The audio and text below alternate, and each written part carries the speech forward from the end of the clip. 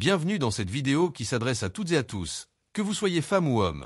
Vous remarquerez que nous utilisons le masculin pour des raisons de simplification, mais soyez assurés que chacun est inclus et que chaque mot résonne pour vous. Merci de votre fidélité.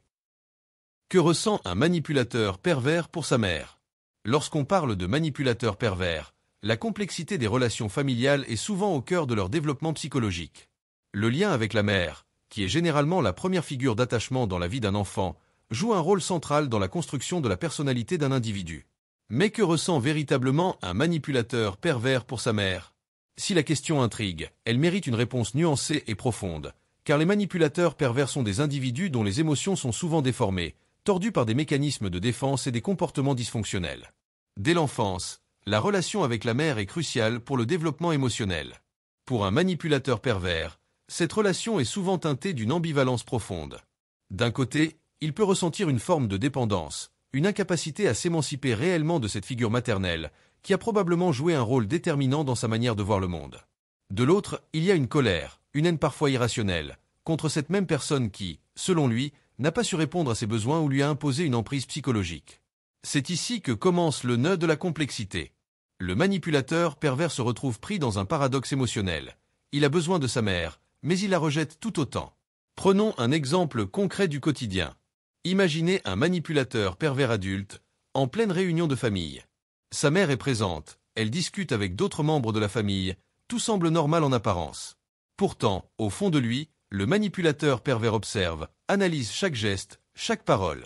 Il cherche des failles, des moments où sa mère pourrait être déstabilisée, où elle pourrait perdre de sa superbe. Pourquoi?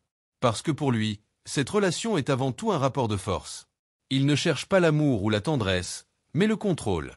Sa relation avec sa mère, tout comme avec les autres personnes de sa vie, est basée sur la domination. Il doit se sentir supérieur pour exister. Ce schéma de contrôle se retrouve dans beaucoup d'aspects de sa vie quotidienne. Par exemple, dans une conversation téléphonique anodine avec sa mère, le manipulateur pervers va poser des questions de manière subtile, pour obtenir des informations qu'il pourra ensuite utiliser à son avantage.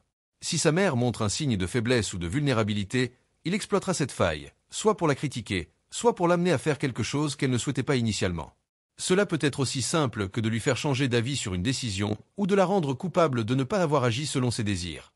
Mais pourquoi agit-il ainsi? La réponse se trouve dans la structure même de sa personnalité. Le manipulateur pervers est souvent un individu profondément insécurisé, qui compense son manque d'estime de soi par la manipulation et le contrôle des autres. Sa relation avec sa mère est un terrain fertile pour ses comportements, car elle représente à la fois une figure d'autorité et de vulnérabilité. Si la mère a été autoritaire ou surprotectrice dans l'enfance, le manipulateur pervers peut développer une haine contre cette emprise, tout en cherchant à la reproduire dans ses relations futures. S'il a été négligé ou ignoré, il peut aussi ressentir un besoin de revanche, une volonté de prouver qu'il peut dominer cette figure qui lui a autrefois échappé. Dans le quotidien, cela peut se traduire par une série d'attitudes ambivalentes. Par exemple, le manipulateur pervers peut être extrêmement aimable et attentionné envers sa mère lorsqu'il a besoin de quelque chose d'elle, comme de l'argent, de l'aide, ou simplement une validation de son ego. Mais dès que la mère ne correspond plus à ses attentes, il peut devenir distant, critique, voire cruel. Il alterne entre la flatterie et la dévalorisation, créant ainsi une confusion permanente chez sa mère, qui ne sait jamais vraiment sur quel pied danser. Ce comportement est un moyen pour lui de maintenir son pouvoir, en gardant l'autre dans l'incertitude. Alors, comment une mère peut-elle réagir face à un enfant manipulateur pervers? La première étape est de reconnaître les signes de la manipulation.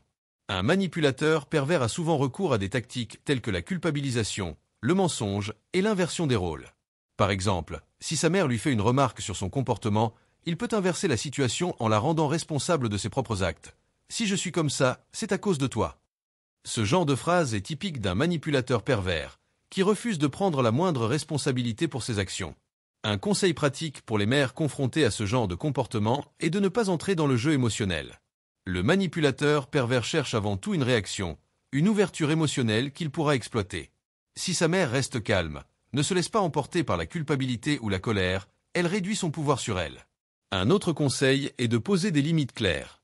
Le manipulateur pervers doit comprendre que certaines attitudes ne sont pas acceptables, même si cela signifie créer une certaine distance dans la relation. La relation entre un manipulateur pervers et sa mère est un jeu constant de pouvoir, où l'émotion sincère est souvent sacrifiée au profit de la domination. Cependant, Il est possible pour une mère de se protéger de ce cycle toxique en apprenant à reconnaître les signes de manipulation et en mettant en place des stratégies pour y faire face. La clé est de ne pas se laisser piéger dans le triangle infernal de la culpabilité, de la colère et du ressentiment, et de se rappeler qu'il est possible de poser des limites tout en gardant une forme de bienveillance. Au final, ce que ressent un manipulateur pervers pour sa mère est avant tout une forme de besoin de contrôle, nourri par un mélange de dépendance et de ressentiment. Comprendre cette dynamique permet de mieux la gérer et, dans certains cas, de reprendre le pouvoir sur sa propre vie. Nous sommes arrivés à la fin de cette vidéo pratique. Nous espérons sincèrement que cette vidéo a été une source d'inspiration et de réflexion pour vous. Si cette vidéo pratique vous a été utile, nous vous invitons à la partager avec vos proches, vos amis et vos collègues. Merci encore de nous avoir accordé votre temps et votre attention. Bien à vous.